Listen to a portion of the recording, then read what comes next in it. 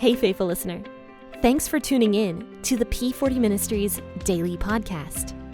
This podcast is dedicated to helping you grow spiritually so you can grow personally. Let's grow together by building a consistent Bible reading routine. This is Jen, your host, and today we will be discussing the book of Matthew.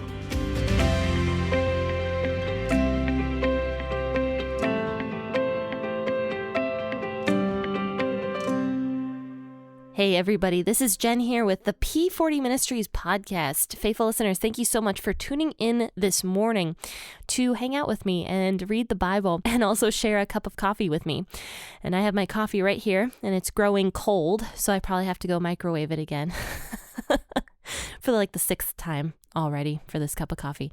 But anyway, let's go ahead and read the Bible here. We're going to be talking about Matthew chapter 27, verses 32 through 38. We're going to be discussing more about Jesus's crucifixion. I will be reading out the WEB version of the Bible this morning. As they came out, they found a man of Cyrene, Simon by name, and they compelled him to go with them, that he might carry his cross. When they came to a place called Golgotha, that is to say, the place of the skull, they gave him sour wine to drink mixed with gall. When he tasted it, he would not drink. When they had crucified him, they divided his clothing among them, casting lots. And they sat and watched him there. They set up over his head the accusation against him written, "This is Jesus, the King of the Jews." Then there were two robbers crucified with him, one on his right hand and one on the left. We talked on Tuesday that Jesus was in the praetorium, or the courthouse, basically with the entire battalion of Roman soldiers that were in there with him. Jesus was a very popular man, so they might have been afraid that Jesus was going to be taken away by his disciples, because Jesus did have a lot of disciples. It was not just the 12, but he did have a lot of disciples. And so they might have been scared of that, but they were in there just insulting Jesus and abusing him and just doing all sorts of ridiculous, crazy things that they absolutely did not need to do. And I was talking on Tuesday, I'm like, how much time did these guys have? Because they were really doing their best to insult Jesus and to persecute him, a dying man, for hours, possibly, at a time. I just wonder, did they have nothing better to do? After they're done mocking him and treating him terribly, it says that they come out of the praetorium and they are forcing Jesus to carry his cross. So this wouldn't have been the entire cross, as some people depict, but this was only the beam across.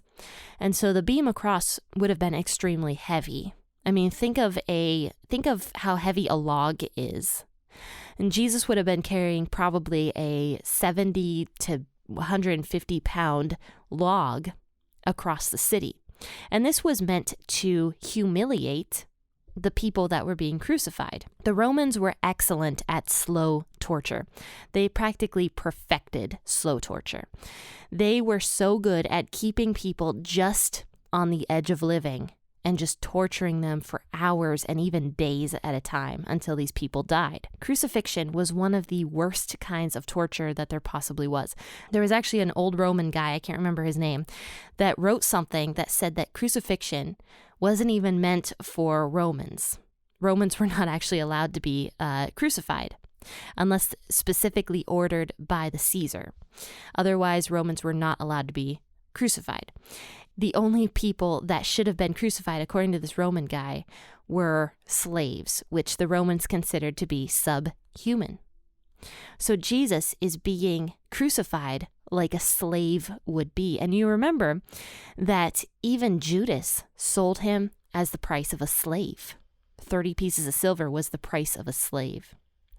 And so Jesus is being crucified as a suffering servant, as a suffering slave here. Jesus is carrying this cross, and Jesus being a young man, he was 32 at the time, a normal day might not have had as much trouble carrying a cross, that's 70 pounds across a couple miles. I mean, that would have been heavy for anybody after a while. But Jesus, you have to remember, he was bruised. He was beaten. He probably had strips of back coming off of his back. And yet he's carrying this cross, so he was unable to do it. And so it says here that they pull somebody out of the crowd that's watching. And this man that they pull out of the crowd is named Simon of Cyrene. So this man, Simon, was probably a Jewish man that lived in the area of Cyrene. And Cyrene was in North Africa, and it was several hundred miles away from Jerusalem. And you remember that this was Passover week. So this man, Simon, probably traveled from his hometown into Jerusalem to basically worship God during Passover, because Jerusalem was the area where the men would gather to worship God. So Passover week, you just have to remember how crowded this city was. It was probably the most crowded it would ever be was during Passover week. And Jesus was being humiliated in front of crowds and tons of people from all over the ancient world at this point. Probably north, south, east, west, wherever. Well, maybe not west, but either way, Jesus was being humiliated by so many people. And he was being humiliated in front of so many people. So Jesus is going down the street carrying this cross, and the Roman soldiers force this man from Cyrene to carry Jesus's cross. And we don't know why they chose this man, maybe because he was a very obvious foreigner, and maybe there was some racism involved, or who knows what it was. I actually couldn't find any evidence that Romans were incredibly racist or anything like that, but maybe there was some racism involved, and they possibly pulled this very obvious foreigner from among the crowd who was probably in the town trying to celebrate Passover and probably wanted nothing to do with whatever was happening here. I mean, he probably did not want to carry this cross. I can imagine. He was like, ugh, and he was forced to do so. So he's carrying Jesus's cross. And the interesting thing is that this man Simon was the father of this man named Rufus.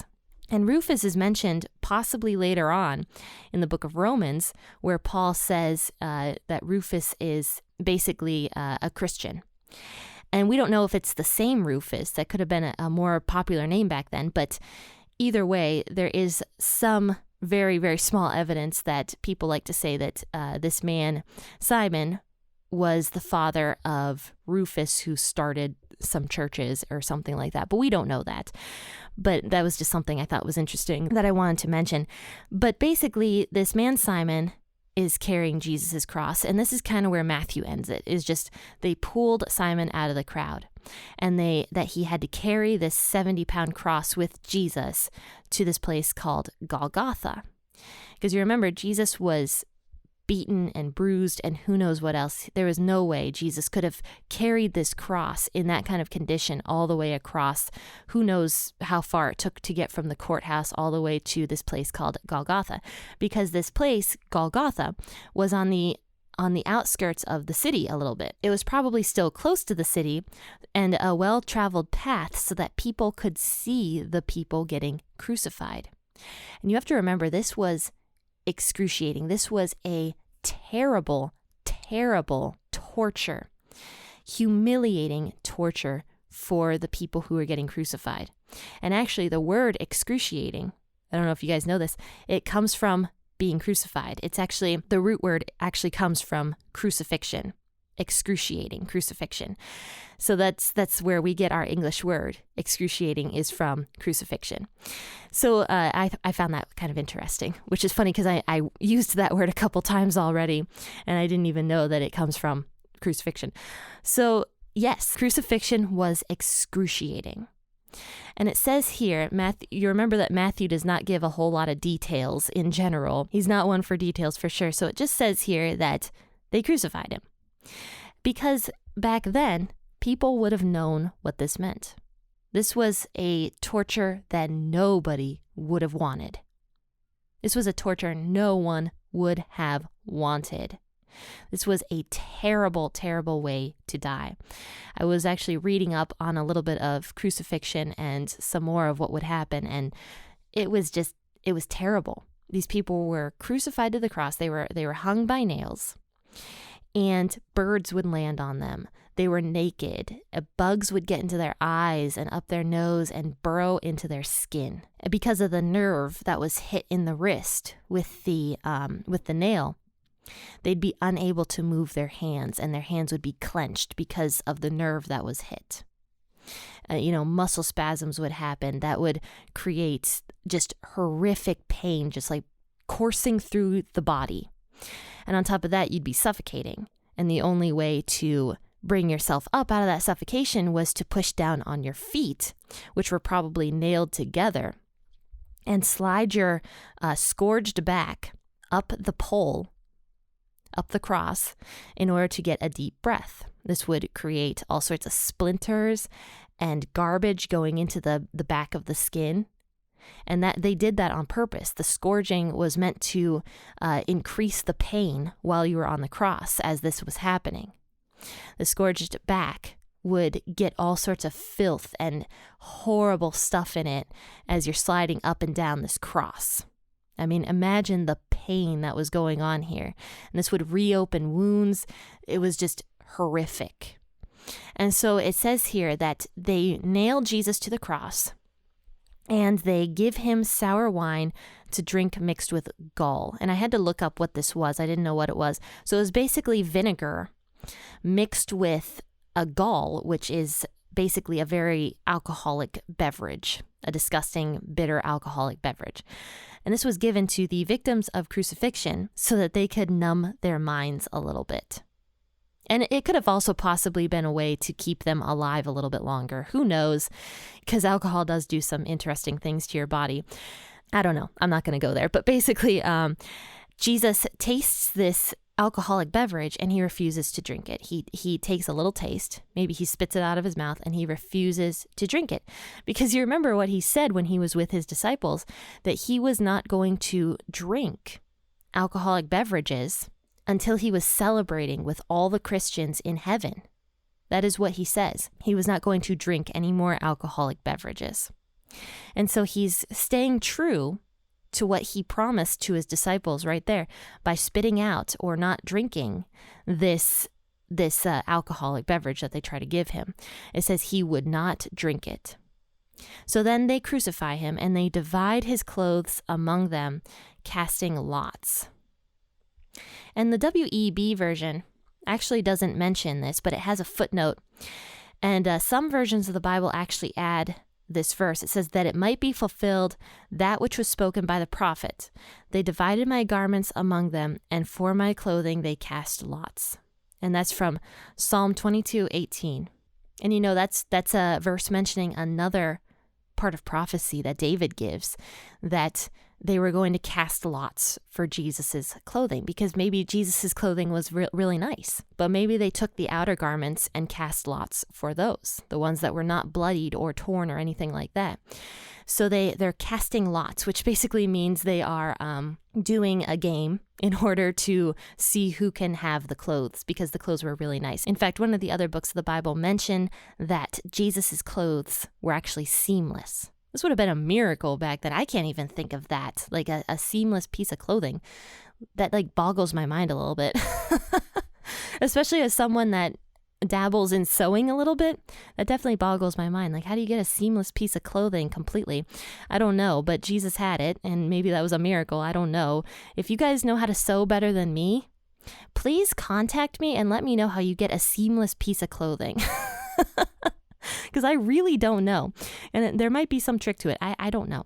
But either way, Jesus' clothes were seamless. And so the soldiers wanted these clothes, and they are playing a game to see who gets the clothes. They're basically gambling for his clothes. So then after this, it says that they set up an accusation over his head, and it was written, "This is Jesus, King of the Jews." And this was to completely humiliate Jesus, to say, look at what happens to your king. This is King of the Jews.